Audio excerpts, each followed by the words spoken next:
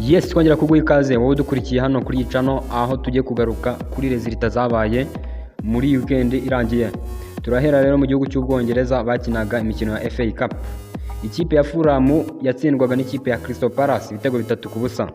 Ibi bitego bya Crystal Palace byatsinzwe n'umukinnyi witwa Eberechi Eze ku munota wa 34, ku munota wa 38 Ismaila Sarr atsinda igitego, ku munota wa 75 Edward Kentia uyu wahoze akina muri Arsenal atsinda igitego.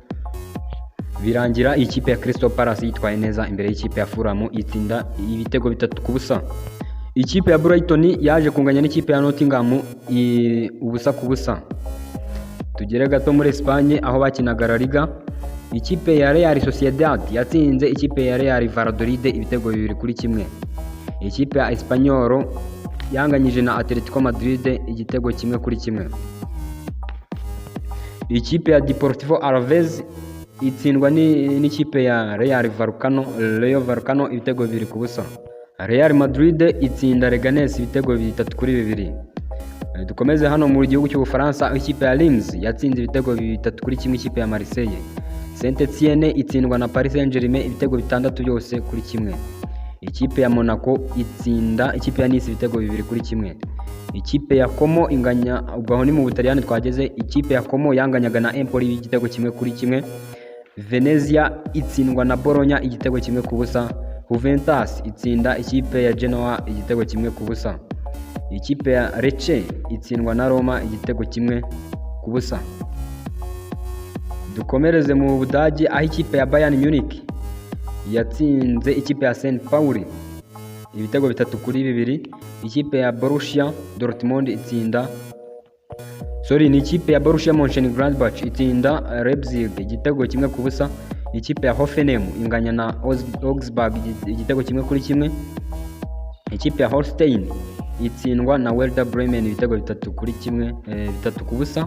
Ikipe ya Wolfsburg itsindwa na FC Heidelberg igitego 1-0.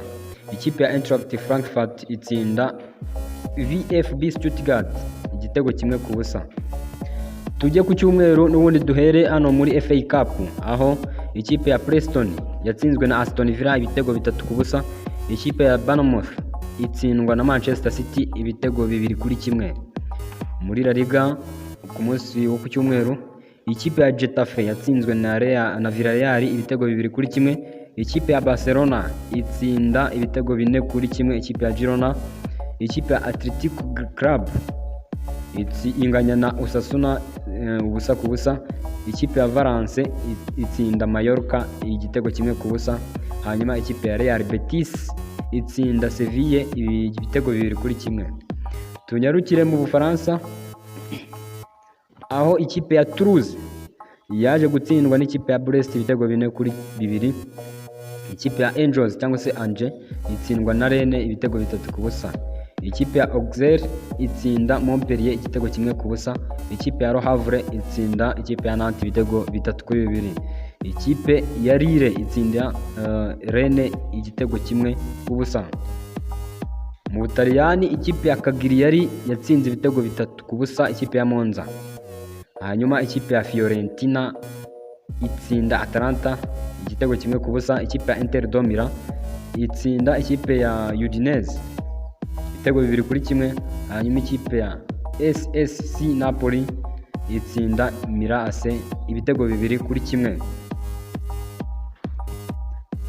Dukomeze gato mu Budage, ikipe ya Freiburg yaje gutsindwa n'ikipe ya Union Berlin ibitego 2-1.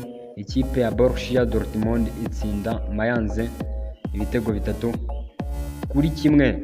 Akaba ari uko bimeze rero muri aya mashampiyona akomeye, akaba ari uko byarangiye. Ngo turakanda subscribe ikande tujye tubana mu biganiro byinshi bitandukanye, ukande like, ukande comment, tubwire icyo bazakubwira ubutaha, usharinge izi resultats. Murakoze, mukomeze mugire ibihe byiza, turabakunda.